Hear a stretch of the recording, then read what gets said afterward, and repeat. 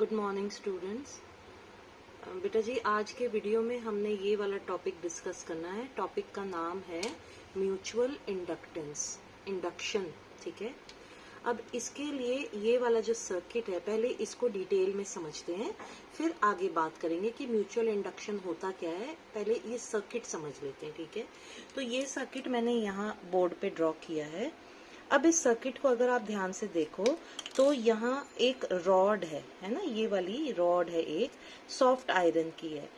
Soft iron की इसलिए rod लगाई है क्योंकि सॉफ्ट आयरन की प्रॉपर्टी होती है, इसमें खूबी होती है कि वो मैग्नेटिक फील्ड को एक जगह से दूसरी जगह आसानी से पास होने देता है। ठीक है, सो अगर इस रॉड में इधर स्टार्टिंग में मैग्नेटिक फील्ड डेवलप होती है तो वो मैग्नेटिक फील्ड आगे तक बड़ी आसानी से चली जाती है, इसीलिए ये कोर या ये रॉड यूज की है। ठीक है, अब इस रॉड में दो कॉइल्स हमने लपेटी हैं।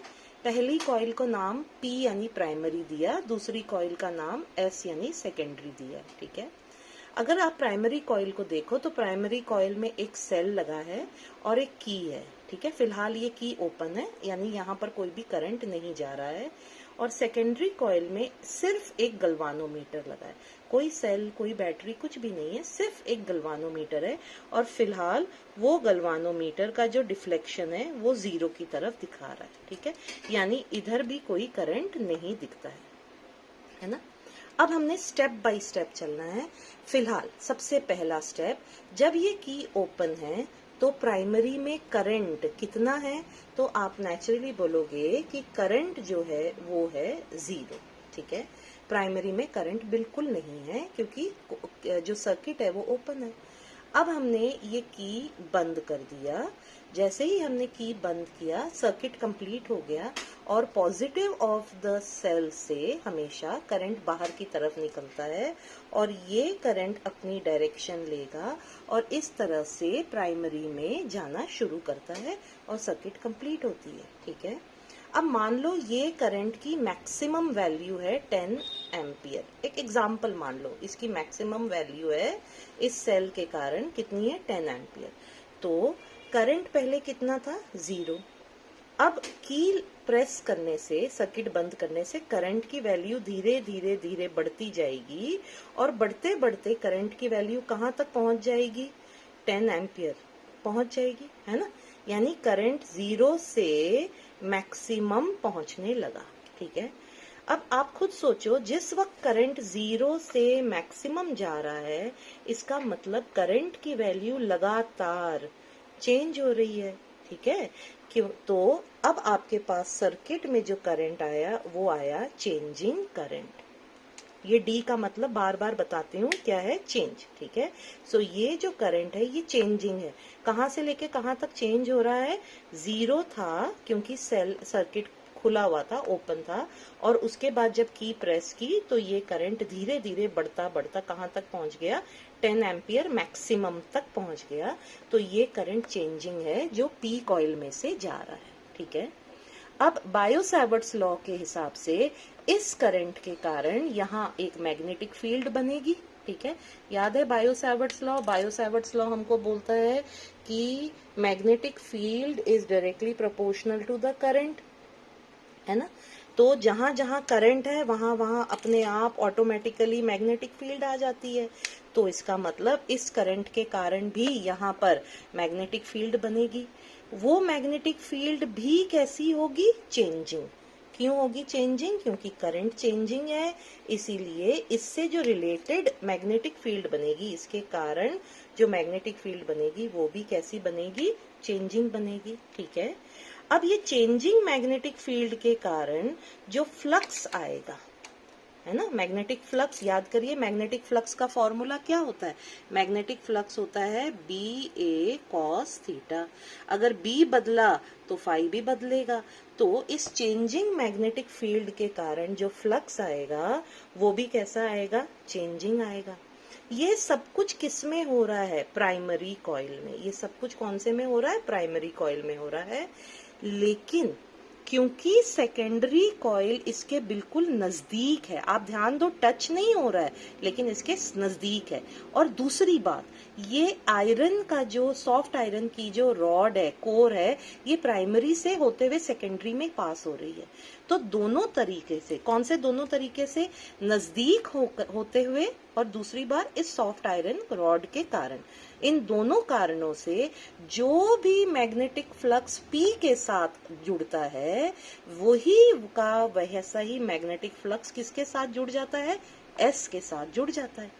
अब यहाँ पर मैग्नेटिक फ्लक्स बदला तो फैराडे और लेंजेस लॉ के हिसाब से यहाँ पर क्या प्रोड्यूस होना चाहिए, इंड्यूस्ड ईएमएफ और इंड्यूस्ड करंट। और एकदम से आपको गलवानोमीटर में क्या दिखाई देगा, डिफ्लेक्शन दिखाई देगा। यहां तक समझ में आ रहा है। और इस डिफ्लेक्शन को का कारण क्या है, ये है करंट, इंड्यूस्ड करंट, है ना।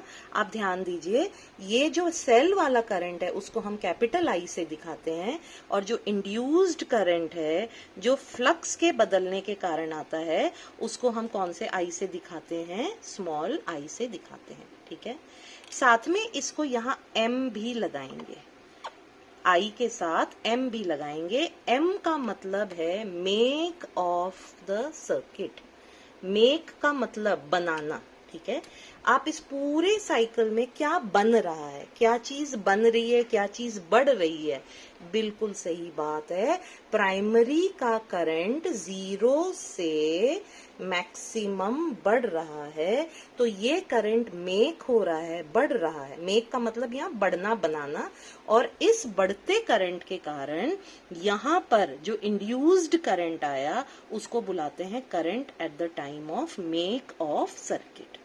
ठीक है, अब दूसरा स्टेप लीजिए कि करंट जो है वो मैक्सिमम पहुंच गया, और मैक्सिमम पहुंच करके हो गया 10 एम्पियर, पहुंच गया मैक्सिमम। पहला स्टेप था 0 से मैक्सिमम जा रहा था, अब दूसरे स्टेप में ये मैक्सिमम हो गया, कितना हो गया मैक्सिमम, इक्वल टू 10 एम्पियर, ये हो गया मैक्सिमम।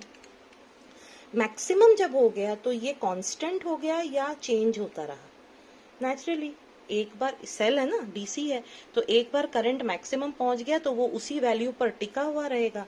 तो अब जो करंट जा रहा है सर्किट में वो कांस्टेंट करंट है, कांस्टेंट करंट है, डी नहीं लगा है, कांस्टेंट है ना, क्योंकि मैक्सिमम वैल्यू पर पहुंच गया है, जितनी वैल्यू उसको पहुंचनी थी।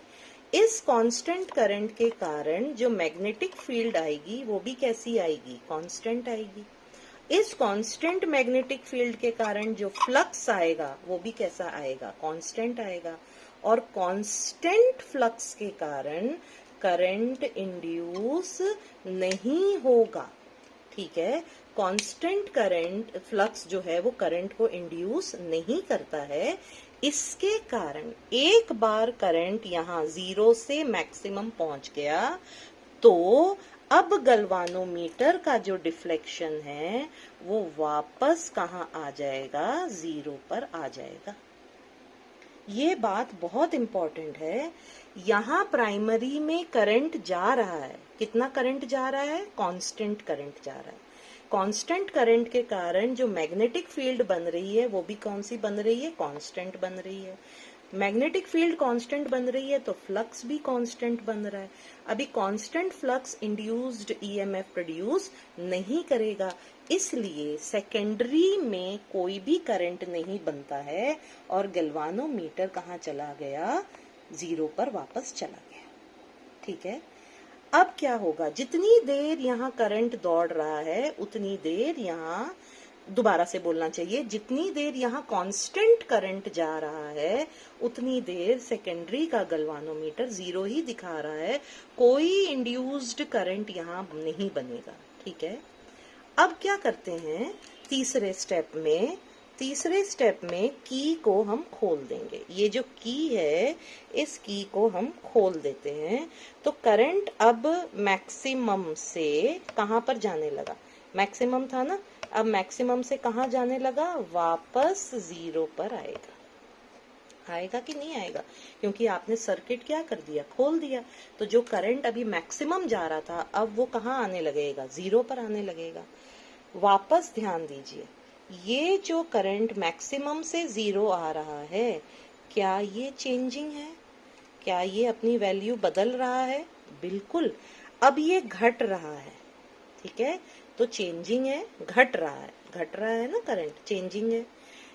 ये चेंजिंग करंट फील्ड भी कौन सी प्रोड्यूस करेगा, चेंजिंग, घटने वाली, है ना।